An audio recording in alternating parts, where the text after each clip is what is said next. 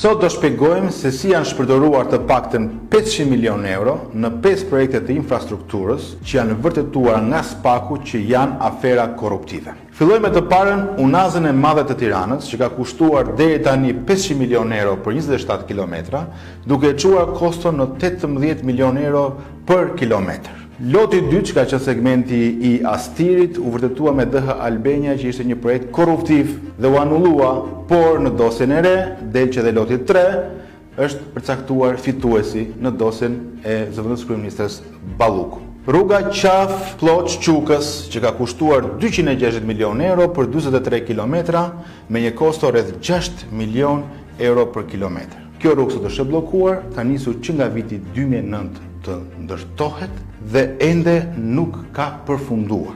Rruga Korç-Ersek ka kushtuar 80 milion euro për 35 kilometra me 2,2 milion euro për kilometër. Kjo rrugë ka nisur të ndërtohet në vitin 2016. Ende nuk ka mbaruar, ka rrëshqitur disa herë dhe sot ishte raportuar çarje në të.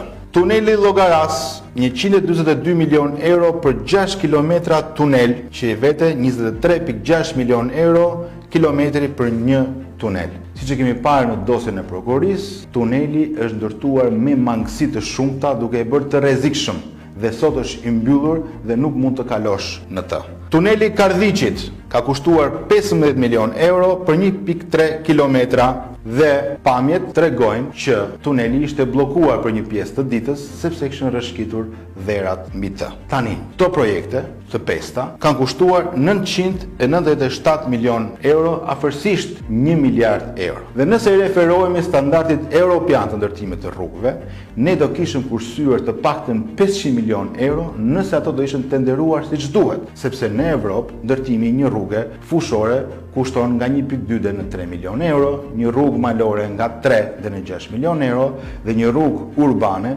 nuk mund të kushtojë më shumë se 8 milion euro, ndryshe nga Unaza e Madhe që ka kushtuar 18 milion euro për kilometër. Tani, çfarë mund të bënim ne me 500 milion euro të kursyer? Mund të ndërtonim 50 spitale të reja, mund të zgjidhnim ilaçe tek onkologjiku me 15 milion euro gjithsej, mund të zgjidhnim përfundimisht çështjen e pensioneve, sepse me kaq para ne mund të garantonim një rritje me të paktën 10% në vit për çdo pensionist dhe të paktën për 150.000 prej tyre të kishin një pension minimal për 300 eurosh në muaj.